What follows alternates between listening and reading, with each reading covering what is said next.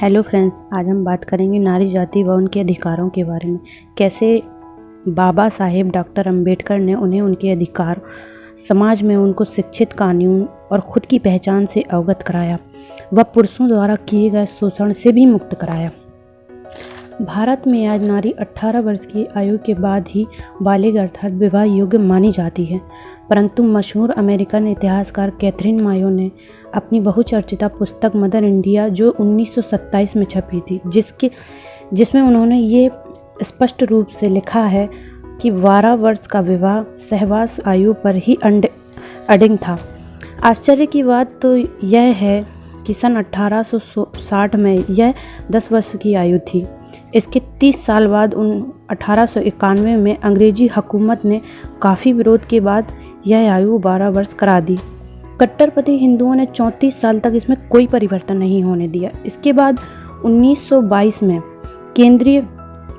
केंद्रीय विधानसभा में 13 वर्ष का बिल भी लाया गया, परंतु धर्म के ठेकेदार के भारी विरोध के कारण यह बिल पास नहीं हुआ, जिसके 2 साल बाद सन 1924 में हरि सिंह गौड़ ने बिल पेश किया। वे सहवास की आयु 14 वर्ष चाहते थे।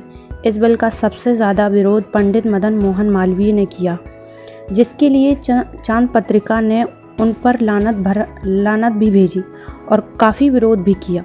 अंत में सिलेक्ट कमेटी ने 13 वर्ष की सहमति दी और इस तरह 34 वर्ष बाद 1925 में 13 वर्ष की सहवास आयु का बिल पास कर दिया गया।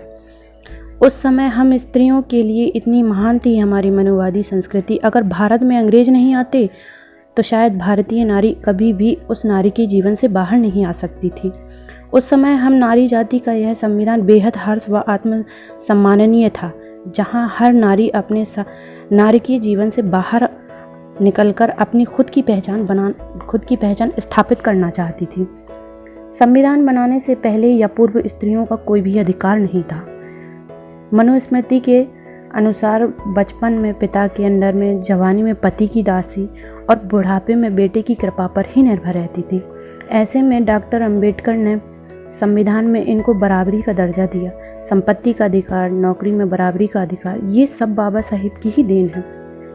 उस समय नारी जाति के ये संविधान एक वरदान स्वरूप था, जिन्होंने नारी को समाज में एक नई दिशा दी, खुद की पहचान बनाने की दिशा दी। बाबा साहेब कहते थे, औरत किसी की भी हो, किसी भी जाति की हो, उसकी जाति में वही स्थित जो समाज में दलितों की थी। औरतों का नाम नहीं होता था। किसी की बीवी, किसी की माँ, किसी की दादी के नाम से ही पहचानी जाती थी। उनकी खुद की कोई पहचान नहीं थी। ऐसे में भारतीय पुरुषों की नज़र में महिला बच्चा पैदा करे और पति की दासी बनकर रहे। औरतें उनके लिए एक अय्याश के सिवा और कोई भी साधन नहीं थी।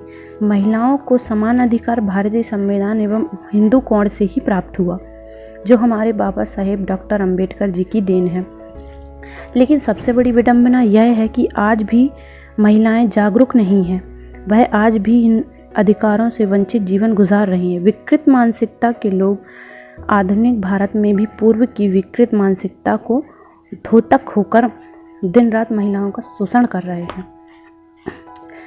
उन बाबा साहेब डॉक्टर अंबेडकर ही महिलाएं उनकी माँ से बढ़कर हैं, जिनके संविधान और हिंदू कोड बिल की वजह से आज IAS, PCS, डॉक्टर, इंजीनियर और स्पेन में जाने का मौका मिला। लेकिन दुख इस बात का है कि वो ही डॉक्टर अंबेडकर बाबा साहेब को नहीं मानती। अभी बहुत जागरूकता लाने की आवश्यकता है। इसके लिए हम सबको अभी बहुत प्रयास करना है। बहुत जागरूकता की ज़रूरत है अभी।